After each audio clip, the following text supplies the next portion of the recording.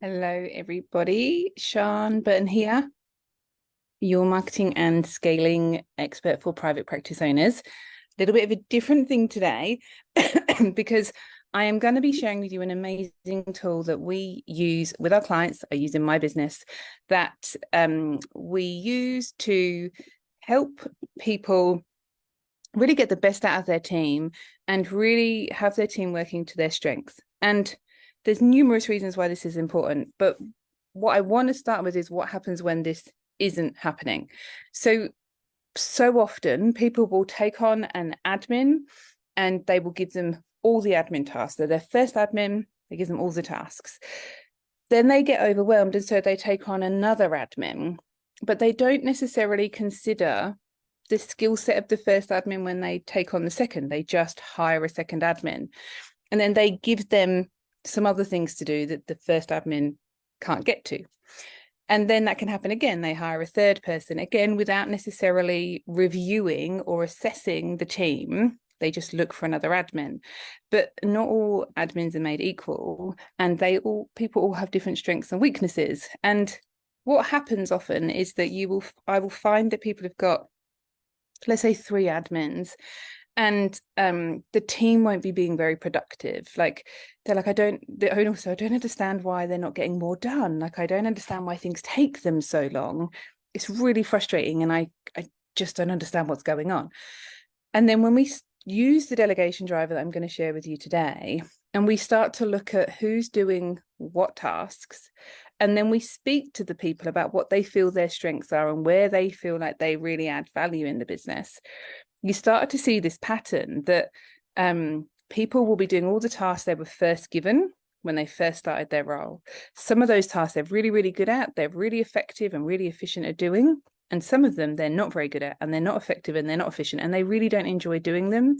And it stops them from enjoying their job as much as they could. And then the same will be true with the other admins that are working for you. They too will have things they're really good at that they do, but they'll also have things they're not so good at. Now that just seems like normal experience, right? Until you start to realize that you will have some people who are weak at doing something that someone else in the team is really strong at doing, but it just hasn't been given to them because it wasn't their role when they started. And oftentimes across a team, you'll actually have everything you need and strengths in all areas that you need. And it's just a case of realigning the tasks that people are doing so that everyone's playing to their strengths. Now, that is a bit of a process to do, but what can happen when you do that and it works really well is that your team are all working to their strengths, and in the area where they add most value to your business, they're more effective, they're more efficient, they're more productive, but they're happier because they're enjoying their work and they feel like they're doing a good job. Because when people are doing things that they know that they're not great at, but it's part of their job and they don't want to let you down, they don't enjoy it. And it's really exhausting, as we all know, to do things that we don't enjoy. Outside today because the sun was really nice, but now it's shining bright in my face. And so it has an impact on the team. And that's what happens when people they're smart people. I don't understand why they're not being more effective, why they're not being more efficient. What is the problem? And so what I developed was what I call the delegation driver. And we use it to drive what gets delegated to who. I'm going to show you that today and talk you through how you can use it to see who is doing what in your team, and then from there, understand from your team what they enjoy, what they don't feel like they're as good at, what they'd like to do more of, and then start to rejig those roles so that everyone's working to their strengths. So I'm going to share my screen. If you would like a copy of this, please comment below and let us know. We will share a copy of this with you so that you can start working on your own. Let me share this. Here we go. Here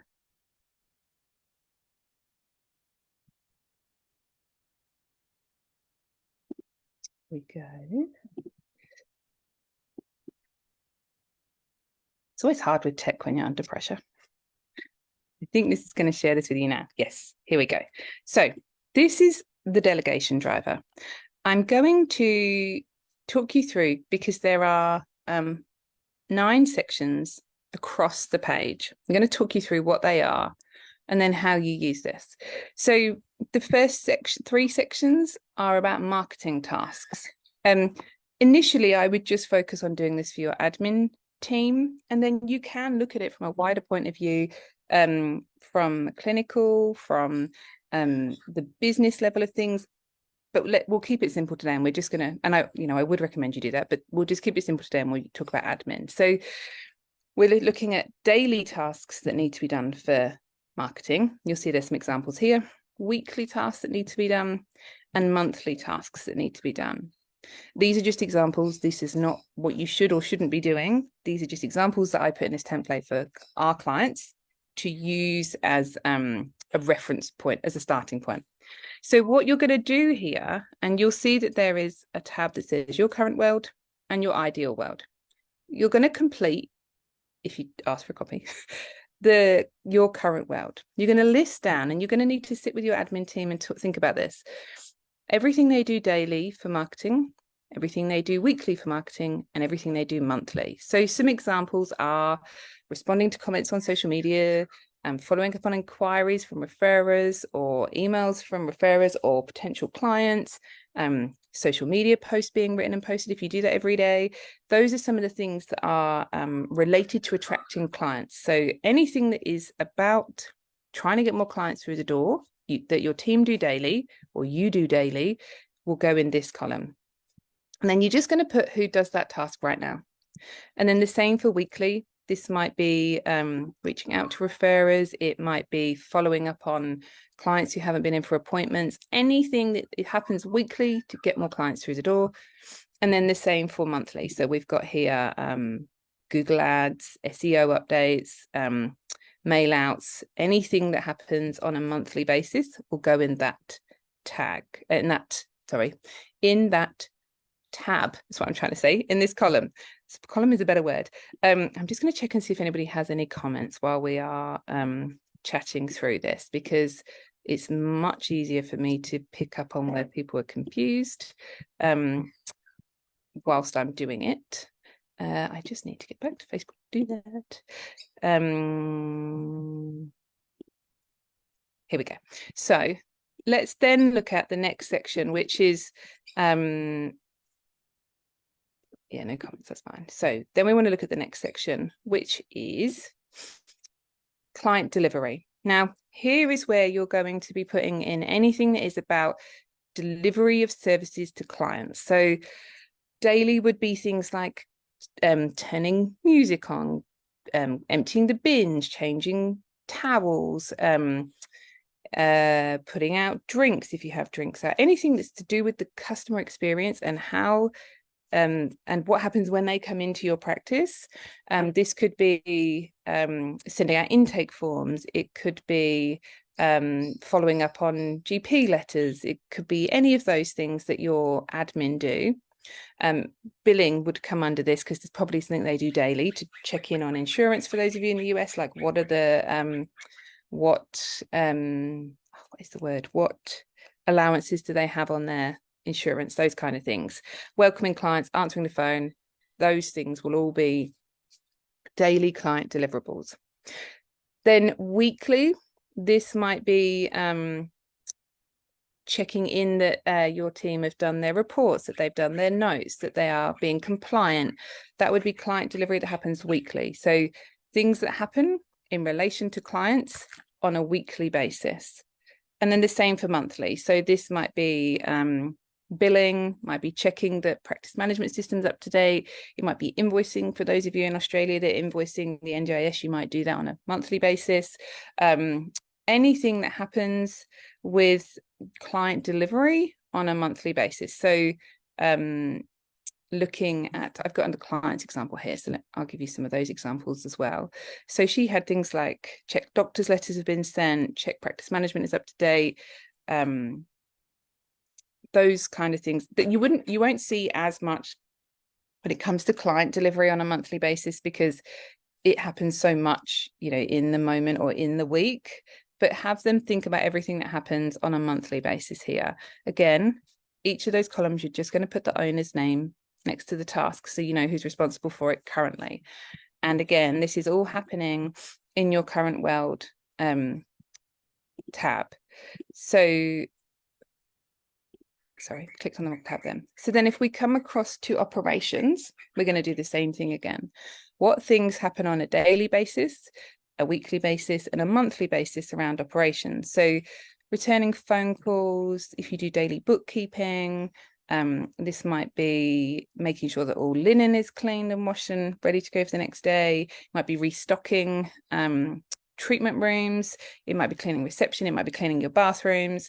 It might be sorting out your gym, like anything that happens that is around the operations of the practice and making sure that the space is functioning, or that your financials are functioning, or that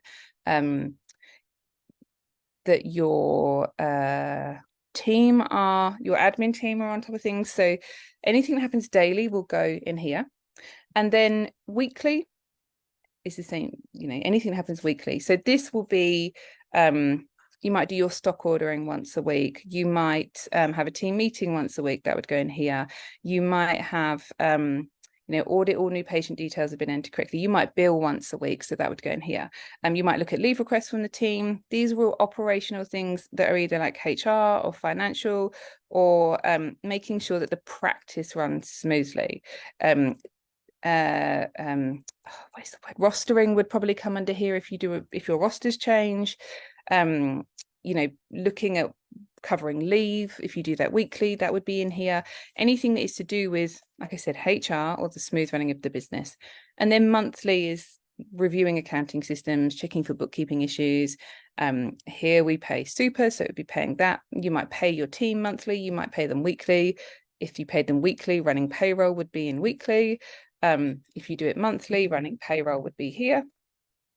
So you just want to list out all the things that are happening on a monthly basis to do with the financial operations, the day-to-day operations, or your HR and your finances. You want to get those all down in here.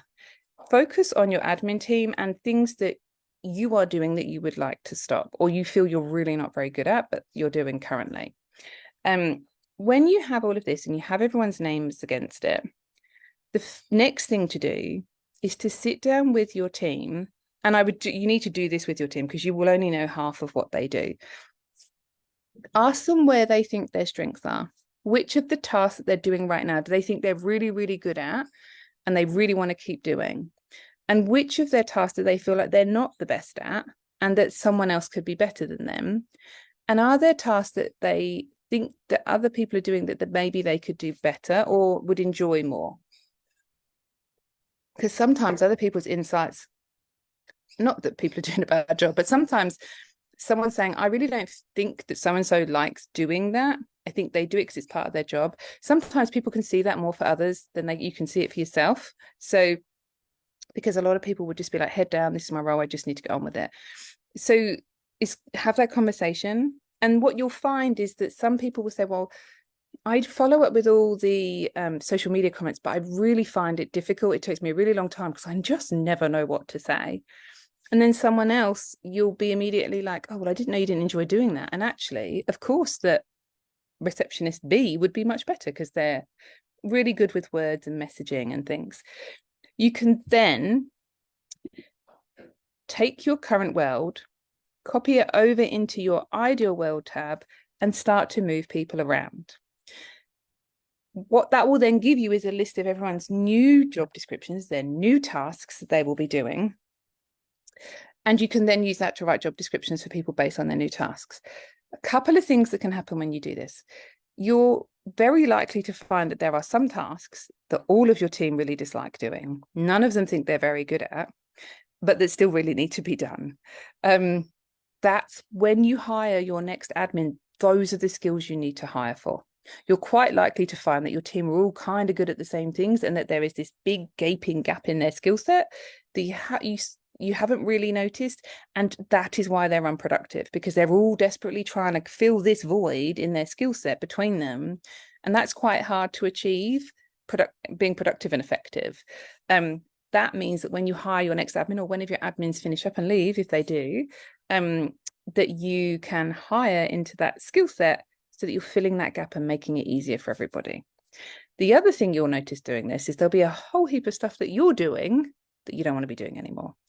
This is the time to start to align some of the things you don't want to be doing anymore with the strengths that your team are telling you they have, so that you can say, oh, hey, you really enjoy data analysis. Let's have you doing this report that I do weekly that I don't really want to do, but I think you'd be able to do and be really good at and enjoy. It gives you the opportunity to see where to delegate things to. The other thing that you can do with this, and I would encourage you to do in your ideal world, is to put in everything that doesn't currently happen that you would like to happen. So this could be that nobody replies on a daily basis to social media posts because they haven't got any time, but you would like that to happen. You're not currently doing a monthly newsletter, but you'd really like to do one, and that will go in your monthly marketing. Anything that you would like to be happening that isn't, put it into your ideal world, because again, when you come to hire your next admin, you can look at it and say, okay, what in these tasks have I got people doing that actually is not their strengths? Let's make sure that we hire for those. What things do I want to be doing that no one in our team has the skill set to do all the time to do? Let's make sure that we're hiring someone who can do those things, so we don't bring another person in who's like, oh, I'm really bad at marketing, when one of the things you really want to do is implement a monthly newsletter. It gives you so much more clarity around who you need to hire and what skill set you're looking for. When you come to hire people, it will give you massive insight into where your team is struggling and why they're potentially being ineffective or unproductive. And it will also make it very easy for you to improve their fulfillment in their work and to feel like you value them.